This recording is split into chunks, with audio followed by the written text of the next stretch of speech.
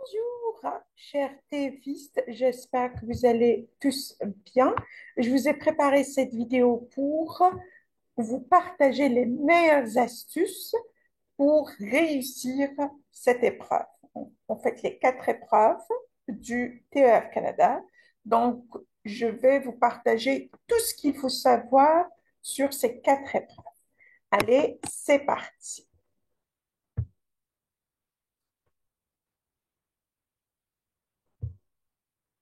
Et voilà. Et bien évidemment, ici, on parle de la nouvelle édition. Voilà.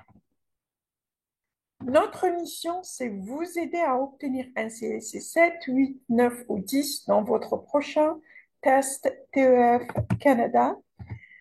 Je m'appelle Sadia Behilil et je donne des cours VIP en ligne pour les candidats qui sont dépassés par le travail et la famille.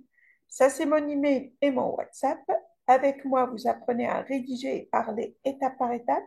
Vous allez apprendre à adopter des meilleures astuces qui vous mèneront à la réussite de l'expression écrite et l'expression orale. Et bien évidemment, vous allez bénéficier d'un suivi attentif.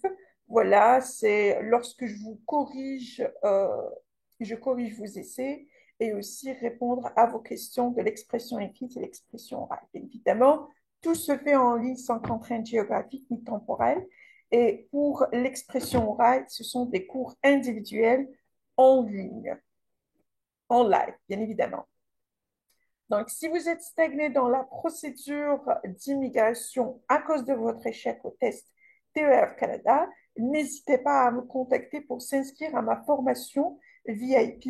On a 3 plans pour vous, donc vous pouvez choisir le plan qui vous convient le mieux selon votre niveau actuel et le résultat désiré. On a le plan de 18 jours, 30 jours et 60 jours. Le paiement se fait pour les Algériens par CCP validé MOP et pour le reste, c'est Western Union. Voilà, c'est parti. Le test TEF Canada inclut 4 épreuves. Compréhension écrite, là où il y a 40 questions, pendant vous allez répondre à 40 questions durant 60 minutes. Compréhension orale, c'est 40 questions pendant 40 minutes. Et bien évidemment, c'est sur ordi. Et en ce qui concerne l'expression écrite, aussi se fait sur ordinateur, mais il va avoir 2 sections. Section 1 et section B. Et là, on va parler de comment il faut gérer votre temps. Voilà, bien évidemment, vous avez 60 minutes. Et en ce qui concerne l'expression orale, il y a aussi 2 sections. Section A, section B, cela se fait pendant 15 minutes et bien évidemment, ça va être avec un jury. Et que ce soit pour compréhension écrite ou compréhension orale, il y a des questions de type QCM. Voilà. Donc, vous allez lire et écouter de nombreux documents en français. Pour chacun d'entre eux, vous devrez répondre à 1 ou 2 questions à choix multiples. En ce qui concerne la compréhension écrite, bien évidemment, vous avez des documents à lire, plus des questions. Et pour compréhension orale, aussi des documents à écouter, plus des questions. Modalité, comme je viens de le dire, que tout se fait sur ordinateur, donc il n'y a pas de papier qui sera autorisé et bien évidemment, il ne va pas avoir un appareil électronique. Résultat par épreuve, le score il va être de 0 à 699. Voilà, de A1 à C2. Et bien évidemment, l'évaluation se fait automatiquement. Voilà. N'oubliez pas de s'inscrire à ma chaîne, d'aimer et de partager cette vidéo avec moi pour ne pas rater d'autres qui viendront dans le futur proche. Toujours parlant des questions QCM, donc en ce qui concerne les documents, il va y avoir des documents, voilà, ce sont des documents que vous pouvez rencontrer dans la vie quotidienne, sociale et professionnelle, voilà, administrative et tout ça. Quelle est la difficulté, bien évidemment, de A1 à C2? Donc, les 6 niveaux sont présentés de façon équilibrée, ce qui permet de déterminer votre niveau avec précision. Et les textes deviennent plus lents avec le temps, bien évidemment, parce que la difficulté augmente progressivement. Donc, les textes deviennent plus lents, la langue plus riche et les informations plus nombreuses. Les gens parlent plus vite, évidemment, quand il s'agit de la CO, et les questions sont plus précises. Les types de questions, on a des textes lacunaires, euh, voilà, des phrases lacunaires et on a des textes lacunaires, mais c'est le même concept. C'est un mot ou une phrase qui manque. Voilà. Et des questions portant sur un document écrit ou audio, un ou deux questions par doc. Et pour chaque question, il y a quatre réponses proposées, comme d'hab, mais une seule réponse est correcte. Toutes les réponses sont dans les documents, donc vous ne devez rien inventer et on ne vous pose aucune question de culture générale. Donc, la réponse, elle est dans le texte ou bien dans l'audio. La bonne réponse à une question est toujours complètement exacte. Il s'agit souvent d'une reformulation d'une partie du texte. C'est pourquoi je dis toujours qu'il faut sélectionner les informations clés, que ce soit des mots ou des phrases, et chercher leur synonyme. C'est exactement ça, reformulation. Les autres options sont fausses car l'information, soit elle est complètement absente du texte ou contredite par le texte. Parfois, ils disent le contraire. Plus le niveau augmente, plus les options fausses sont vraisemblables. Donc, bien évidemment, parfois, quand on a toujours quatre propositions, donc il faut essayer d'éliminer. Voilà. Par exemple, vous éliminez proposition A et B et vous n'êtes pas sur quelle proposition choisir entre C et D. Dans ce cas-là, il faut relire, voilà, le texte pour décider. C'est très important. La compréhension écrite, structure générale de l'épreuve, comme vous le savez, 40 questions durant 60 minutes, document à lire, plus un ou deux questions par doc. Tout se fait sur ordinateur et vous pouvez naviguer librement dans tout le questionnaire et revenir en arrière pour modifier vos réponses. Donc, moi, je dis quand vous commencez le texte, je vous recommande vivement de commencer par les questions les plus difficiles parce que généralement, elles ont plus de points, bien évidemment. Donc, on a 40 questions. Il faut commencer par la 40e pour deux raisons. Une raison, c'est que vous avez plus d'énergie. Voilà. Donc, quand vous allez de la 40e vers la première, vous avez plus d'énergie. Et une fois que vous avancez, le niveau de la difficulté diminue et aussi votre énergie diminue. Donc, ça ne va pas être très compliqué. Voilà. Et l'évaluation, comme j'ai dit, elle se fait automatiquement. On a différents types de documents. On a documents de la vie quotidienne. L'objectif, c'est comprendre des documents issus de la vie quotidienne. Ce n'est pas compliqué. Il y a une seule question par document et bien évidemment, vous avez 7. Et ça, c'est niveau élémentaire et indépendant. Phrase lacunaire et texte lacunaire. Phrase lacunaire, vous avez 6 docs. Et bien évidemment, tout se fait, que ce soit phrase ou texte, c'est par rapport au vocabulaire. Voilà. Et le niveau de difficulté, c'est élémentaire, indépendant, et pour les textes, c'est indépendant. Vous avez 6 documents pour les phrases lacunaires et 2 documents pour les textes. Voilà. En ce qui concerne la lecture rapide de texte, donc parmi 4 textes courts, identifie celui qui correspond à une information précise. Il y a une question par série de textes, de 4 textes. Donc, ils vont vous donner 4 textes, ils vont vous poser une seule question. Et vous, vous êtes censé de dire lequel. Et là, vous avez 4 séries de 4 textes. Et le niveau élémentaire, indépendant, expérimenté. Et puis, on passe à la lecture rapide de graphiques. Il y a une seule série de 4 graphiques. Et ce n'est pas compliqué. Vraiment. Donc, il vous pose une question, il vous donne 4 propositions et vous regardez les 4 graphiques et vous choisissez lequel. Voilà. Graphique 1, graphique 2, graphique 3 ou graphique 4 et c'est indépendant, mais ce n'est pas compliqué. Documents administratifs et professionnels, que ce soit sur la santé, euh, il y a une grande variété, mais toujours liée à la vie quotidienne et beaucoup plus professionnelle et administrative. Et bien évidemment, il y a 2 questions par document et on a 5 documents. Donc là, on a 10 questions. Le niveau de difficulté, il est en fait indépendant à expérimenter. Et en dernier, on a article de presse. Article de presse, c'est comme beaucoup plus section B de l'ancienne version de la compréhension écrite de TR. Voilà. Et là, on a 4 articles et 2 questions par doc, donc ça donne un total de 8 questions. C'est indépendant, expérimenté aussi. Voilà. Donc, le total, il y a 29 docs et 40 questions.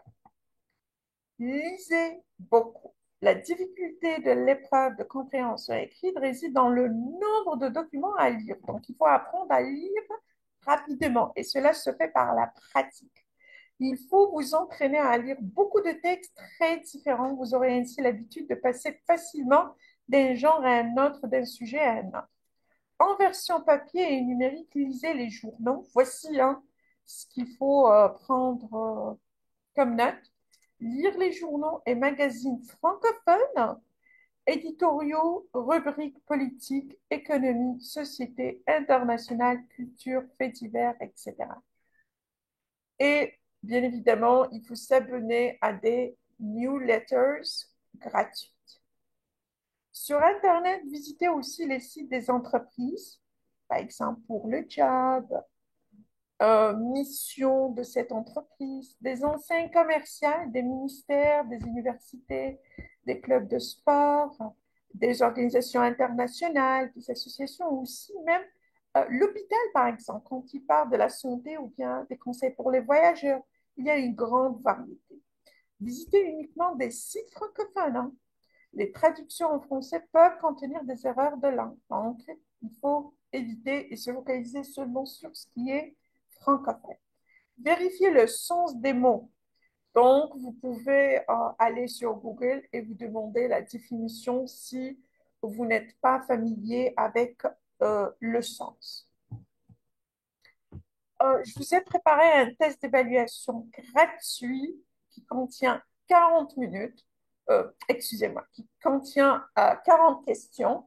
Voilà, tout ce que je viens de vous dire là, tous ces types sont dans ce test-là.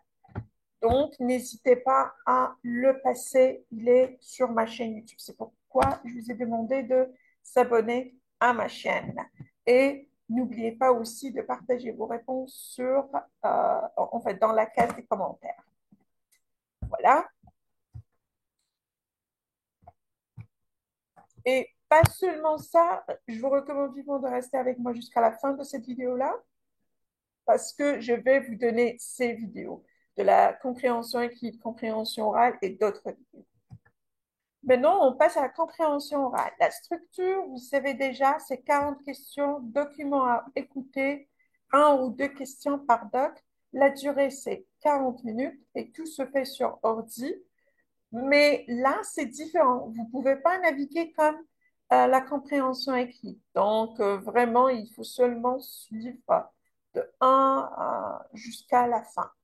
Voilà, donc vous pouvez ni revenir en arrière ni avancer, hein. Tout se fait automatiquement. Et là, en ce qui concerne la diffusion des messages, chaque message est diffusé une seule fois. Donc, c'est pourquoi il faut vraiment s'entraîner pour s'habituer à ça.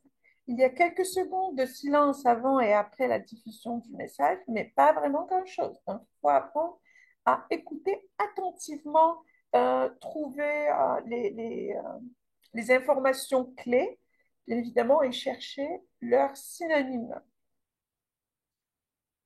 Et c'est pareil, la correction se fait automatiquement.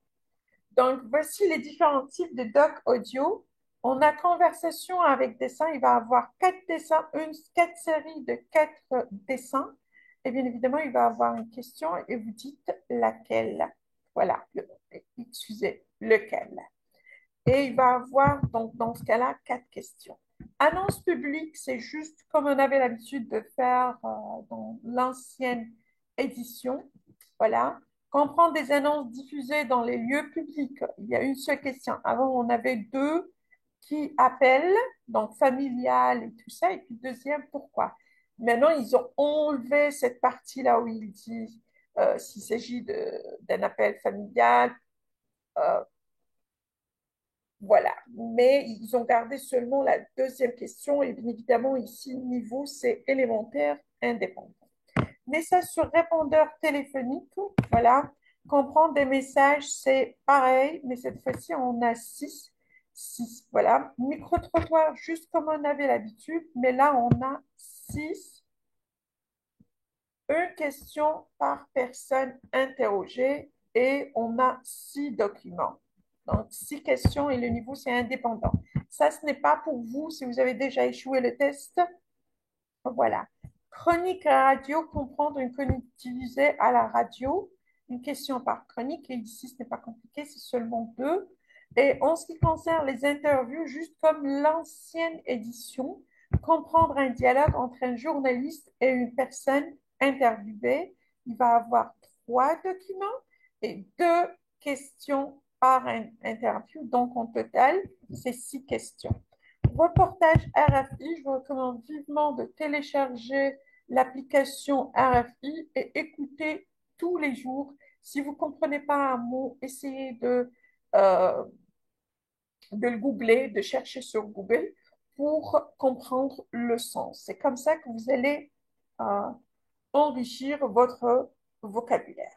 Et aussi documents audio divers, liste non exhaustive, annonce publique, publicité, flash info, journal, météo.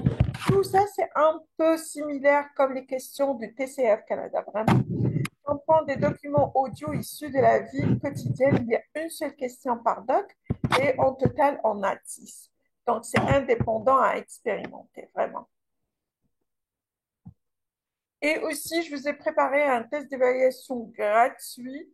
C'est la nouvelle édition. Voilà, donc je vous recommande de rester avec moi jusqu'à la fin de cette vidéo pour la trouver.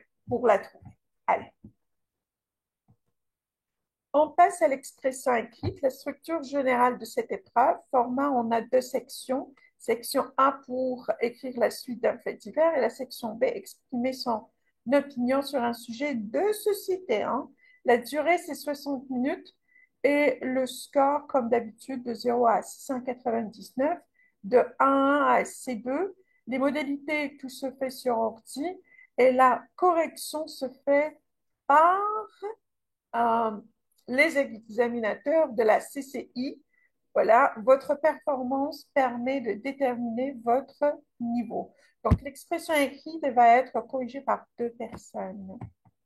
Le fait divers, à savoir, tous les sujets ont des points communs. Ce sont des faits divers, donc des petites histoires de la vie de tous les jours. Ils ont une dimension insolite. Il arrive quelque chose d'inhabituel, de drôle, et le titre donne une indication sur la suite de l'histoire. J'ai remarqué qu'il y a des gens, par exemple, qui donnent une réponse, une fin positive, alors qu'ils ont dit dans le titre ils ont mentionné que quelque chose de négatif va se passer. Donc, faites très attention à ce détail. Il faut toujours lire le titre et, bien évidemment, prendre en considération le sens pour déterminer la fin. Voilà. Et voici comment vous serez évalué. Vous serez évalué sur la qualité générale de votre texte, bien évidemment le respect de la situation, l'organisation générale du texte, la clarté de l'information, la capacité à développer et à détailler, bien évidemment, et utiliser un vocabulaire pertinent. Donc, voici les questions qu'il faut poser lors de votre essai. Votre texte est-il une suite possible de l'article? A-t-il une fin? Les informations s'enchaînent telles de façon logique, ça veut dire d'abord, ensuite, etc. Les informations sont-elles précises ou imprécises, sommaires ou détaillées? Aussi, vous aurez évaluer sur votre capacité de la richesse, en fait, sur la richesse et la maîtrise de la langue écrite. Bien évidemment, il va avoir le lexique, richesse et choix des mots, syntaxe des phrases simples et complexes, ton et mode, l'orthographe aussi. Votre vocabulaire est-il pauvre ou riche, répétitif ou varié? Bien évidemment, il faut utiliser des synonymes pour éviter d'être répétitif. Les mots sont-ils précis et adaptés à la situation? Y a-t-il des confusions? Bien évidemment, c'est la clarté qui fera une grande différence. Les phrases sont-elles simples, complexes, variées ou répétitives? La conjugaison est-elle correcte? Bien évidemment, il faut faire très attention au participe passé, etc. L'orthographe est-elle correcte? Et bien évidemment aussi la ponctuation. Voici les conseils. Donc, l'objectif du texte pour terminer l'article. Votre texte doit raconter la suite et pas recopier le début de l'article, hein. Ce sera seulement une perte du temps. Ce n'est pas nécessaire. Et bien évidemment, vous êtes censé de raconter l'histoire, la suite de l'histoire et donner une fin. Donner des informations nouvelles qui font progresser l'histoire. Ça, c'est l'objectif, hein. Longueur, c'est 80 mots au minimum. Vous pouvez écrire plus de 80, mais bien évidemment pas moins. Sinon, il ne sera pas possible que votre copie soit corrigée, hein. Le style, il est absolument nécessaire d'adopter un style formel. Imaginez que votre texte est vraiment publié dans un journal, hein. Vous pouvez aussi utiliser un ton humoristique sans grossièreté ni vulgarité. Respectez les temps du sujet. Si le début de l'article est au passé, écrivez au passé. S'il est au présent, vous continuez dans le présent. Évidemment, ici, on parle de la cohésion. Pour bien marquer l'enchaînement des faits, utilisez des connecteurs, comme je viens de le dire. Par exemple, quelques heures plus tard, 3 heures plus tard, le lendemain, peu après, ensuite, la veille, 3 jours plus tôt, quelque chose comme ça.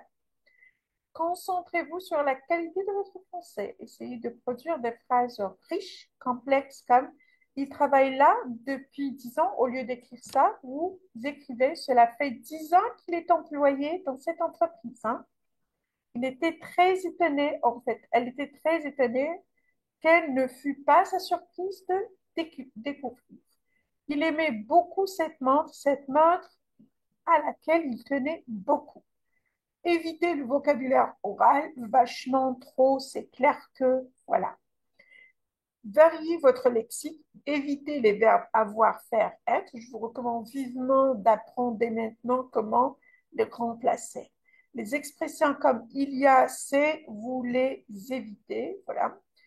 L'homme avait des vêtements noirs. L'homme portait des vêtements sombres, vêtus de noir. L'homme. Il y avait beaucoup de monde au stade. Le stade était rempli. La foule se pressait. Toute la ville s'était donné rendez-vous au stade. On ne comptait plus une place de libre. Voilà. Et je vous ai déjà fait une vidéo sur ça en détail. J'ai déjà traité un sujet et j'ai respecté tout ce qui est indiqué là. Donc, je vous recommande vivement de regarder ma vidéo écrire un fait divers. Voilà. Maintenant, on passe à la lettre argumentative. Vous serez évalué sur la qualité générale de votre texte et la richesse et la maîtrise de la langue écrite. Toujours la même chose. Bien évidemment, le respect du sujet, l'organisation générale du texte, la clarté de l'information et la capacité à développer et à détailler. Par exemple, votre texte est-il une argumentation? Donnez-vous des arguments pour ou contre. Votre texte correspond-il à la thématique du sujet ou vous êtes hors sujet? Les arguments s'enchaînent-ils de façon logique? D'abord, ensuite, enfin. Est-ce qu'on comprend facilement votre point de vue? Il est très important d'être clair. Donc, moi, je vous encourage d'avoir un point de vue nuancé, mais si vous ne maîtrisez pas comment donner un point de vue nuancé, il faut être direct. D'accord? Donnez-vous des détails, des exemples. C'est très important, l'illustration dans votre texte. Tenez-vous compte d'autres points de vue. Oui, c'est très important. Ici, votre vocabulaire est-il pauvre ou riche? Donc, comme je viens de le dire, il faut utiliser des synonymes pour éviter d'être répétitif, utiliser des phrases simples et complexes, variées et variées, respecter la conjugaison, l'orthographe et la ponctuation. Voici les conseils. N'oubliez pas que l'objectif du texte, c'est pour exprimer votre opinion.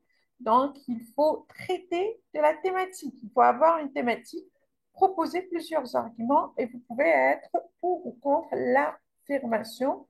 Vous pouvez aussi ne pas avoir d'avis tranché. Donc, avant, on disait soit pour, soit contre. Maintenant, même si vous n'avez pas un avis tranché, si vous n'êtes ni pour ni contre, c'est OK, hein? Parce que ce qui importe ici, c'est comment transmettre le message d'une façon claire. L'important est de développer vos idées. C'est exactement ça. Et la longueur, au minima, c'est 200 mots. Il ne faut pas écrire moins que ça, mais si vous avez une structure claire, normalement, vous allez dépasser les 200 mots. Style, adopter un style formel. Imaginez que votre texte est vraiment publié dans le courrier des lecteurs ou dans les commentaires sur Internet. Donc, évitez absolument toute grossière vulgarité ou insulte. Ça ne sert à rien. Introduction, commencez par une phrase simple qui va à l'essentiel. Je souhaite réagir à l'idée selon laquelle, ou bien je me permets d'apporter ma contribution au sujet. Voilà. Ne rédigez pas une en-tête formelle avec votre nom. Pas besoin, c'est juste une perte de temps. Évitez absolument des longues introductions hors sujet. Voilà. Donc, moi, je vous encourage d'avoir une introduction qui peut, vous pouvez l'utiliser vraiment avec tous les sujets et vous la prenez par cœur. Vous ne changez que l'information de. Voilà. La cohésion, bien évidemment, pour bien marquer l'enchaînement des idées, utilisez des connecteurs. En premier lieu, de plus, en outre, au contraire, à contrario, par ailleurs, d'abord, ensuite, enfin. Voilà. Conclusion, concluez simplement et de façon cordiale. Merci pour votre lecture. C'est exactement ça. Bien cordialement. Évitez absolument les longues conclusions hors sujet. Vous perdez du temps et ce n'est pas évalué. Voilà. Donc, vous avez d'abord, ensuite, enfin, par exemple, vous mettez une conclusion vers la fin. Merci pour votre lecture et c'est tout. Mais la conclusion, normalement, vous devez donner votre point de vue encore une fois et vous résumez les trois arguments. C'est tout. Et vers la fin, vous mettez bien cordialement ou merci pour votre lecture. Et en dernier, on a la langue française. Donc, concentrez-vous sur la qualité de votre français. Essayez de produire des phrases riches, complexes comme voici un exemple, pourquoi écrire ça? Plusieurs exemples me viennent en tête, parmi lesquels, voilà, les enfants aiment aller à l'école. N'oubliez pas que les enfants sont souvent heureux de se rendre à l'école. Vous voyez la différence de niveau?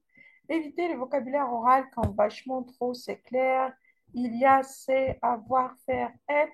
Je suis d'accord avec cette phrase. Je me retrouve pleinement dans ses propos. Cette phrase fait écho à mes propres idées. Je partage la vie du journaliste. C'est juste pour s'exprimer, pour exprimer votre opinion.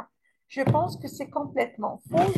Au lieu de dire ça, vous pourriez carrément dire je m'insurge contre cette idée.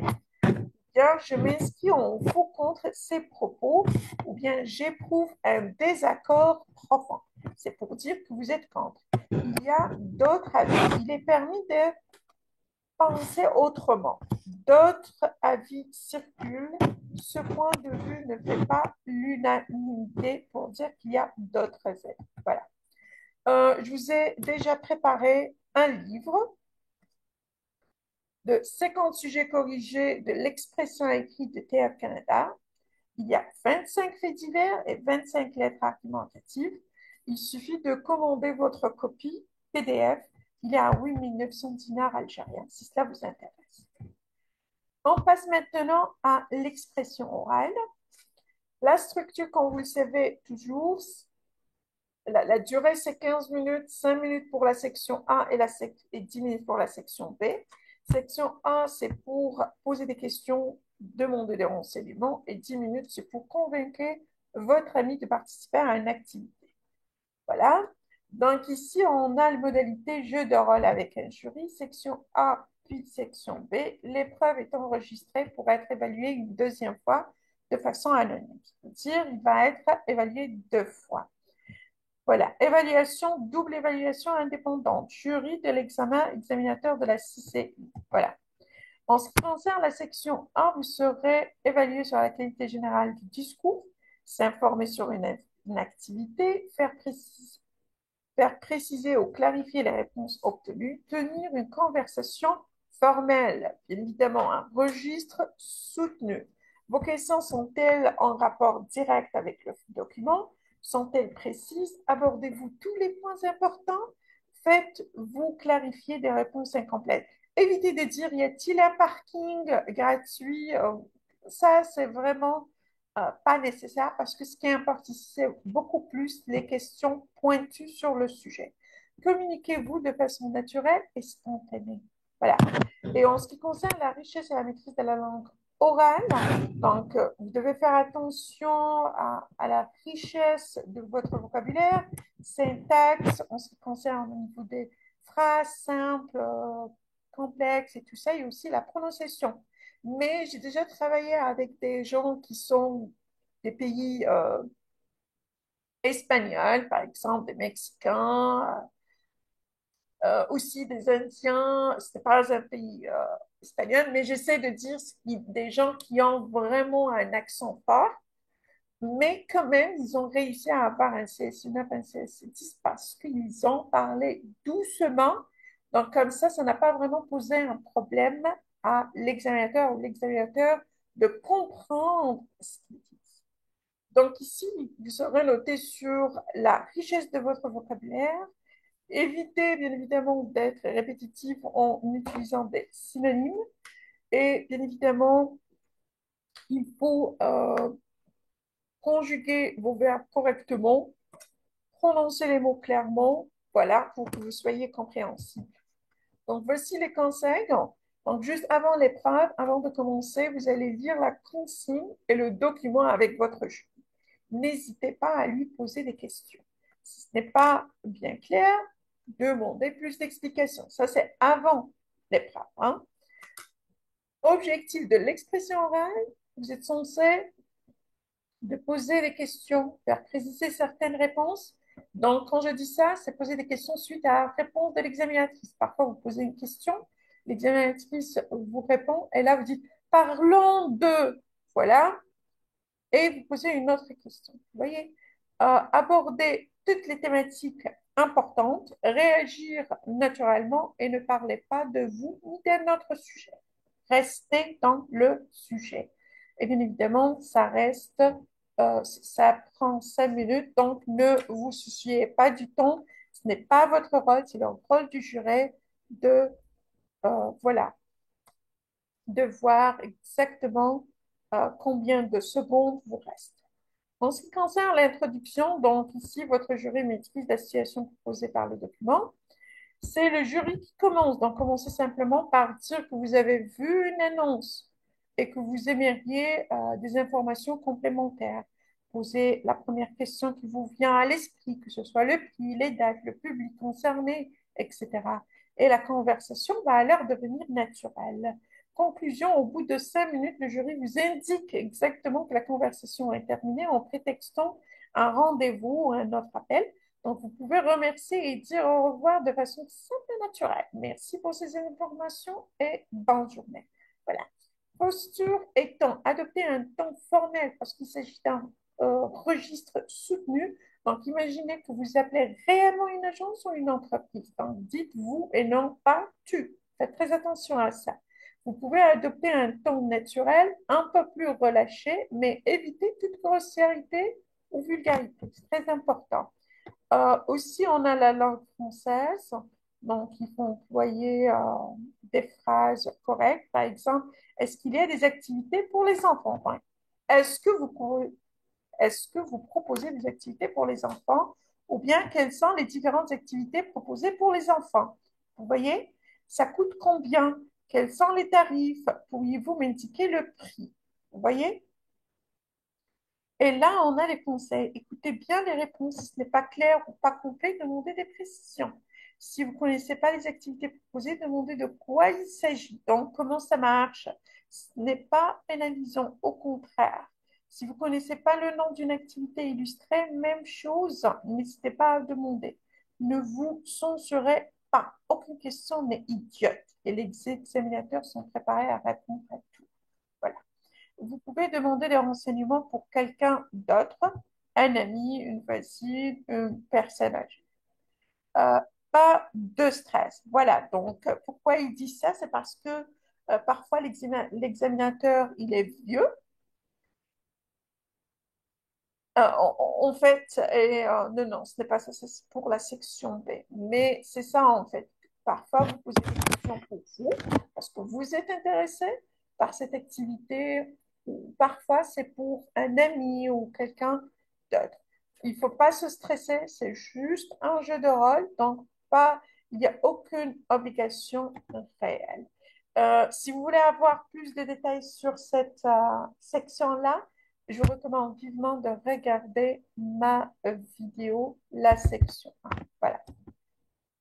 Maintenant, on passe à la section B. Les examinateurs évaluent les points forts et les points faibles de votre performance. Bien évidemment, parce que vous serez noté de 1 à 6 sur chaque élément.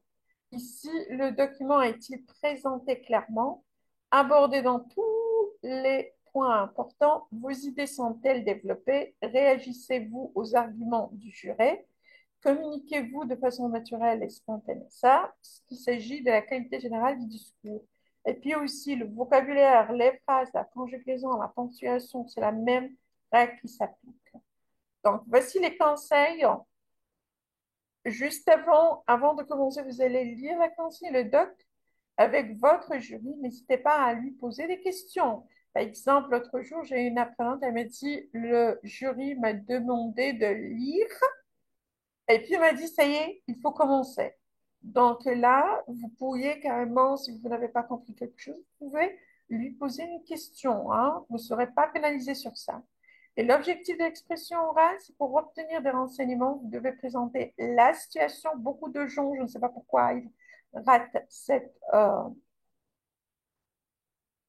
tâche-là. Donc, si vous voulez avoir plus d'idées sur comment présenter le document, je vous recommande de regarder ma vidéo Expression orale, section B, et bien évidemment répondre à certaines questions, aborder toutes les thématiques importantes, voilà, et aussi réagir naturellement. La durée, c'est 10 minutes. Il y a beaucoup de gens qui ne peuvent pas tenir une conversation pendant 10 minutes, mais bien évidemment, si vous avez ce problème, si vous avez des difficultés à s'exprimer à l'oral, il faut vraiment pratiquer, pratiquer, voilà, tout le temps. Et s'il le faut, s'inscrire à des cours VIP. Moi, de toute façon, j'offre des cours VIP individuels. Donc, il n'y a que moi et vous. On le fait ensemble et c'est comme ça que vous allez évaluer en fait, c'est comme ça que vous allez évaluer votre niveau, mais aussi euh, voir d'autres perspectives pour faire un progrès. Voilà. Donc, l'introduction, votre jury prétend qu'il ne connaît pas la situation. C'est le jury qui commence, donc expliquer de quoi il s'agit avec vos propres mots, donner un maximum de détails, vous pouvez vous aider du doc, mais ne lisez pas. Si vous lisez, vous aurez un point. Vous voyez, donc évitez ça.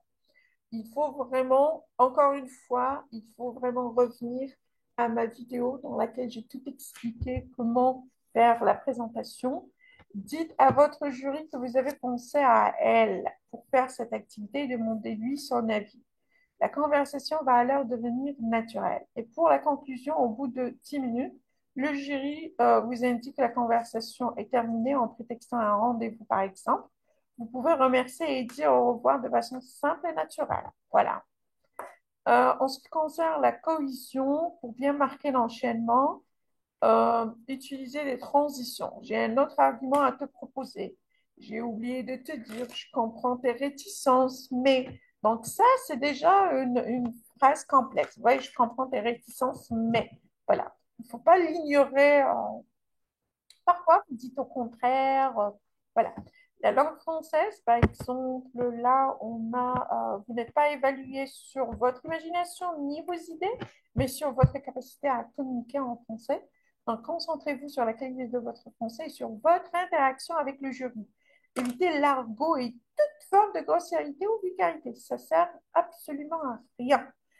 Variez votre vocabulaire parce que c'est votre seule chance de faire une démonstration de la richesse de votre vocabulaire et votre capacité à communiquer clairement. Voilà. Et bien évidemment, il y a plein de choses à faire là-bas. Donc, c'est une région très intéressante. Donc, il faut utiliser euh, votre vocabulaire et tout ça, ça vient. Si vous parlez bien le français, ça posera aucun problème. Mais si ce n'est pas le cas, il faut vraiment s'entraîner. Tu ne vas pas t'ennuyer, le village regorge des monuments de musées. Par exemple, je ne sais pas si je vais, mais donc c'est ça. C'est bien pour toi. Te connaissons, je sais que ça va te plaire. Je suis persuadée que ça va beaucoup t'apporter, nanani, nanana. Voilà. Et les conseils, n'oubliez pas de présenter le doc. Ça, c'est très important et je remarque que beaucoup de gens loupent cette étape. Voilà. Écoutez bien les arguments de jury. Si ce n'est pas clair, demandez-lui de reformuler. N'ayez pas peur. Ne vous censurez pas. Aucun argument n'est idiot et les examinateurs sont préparés à s'adapter. Voilà. Et si vous manque une information, par exemple le prix, ne paniquez pas.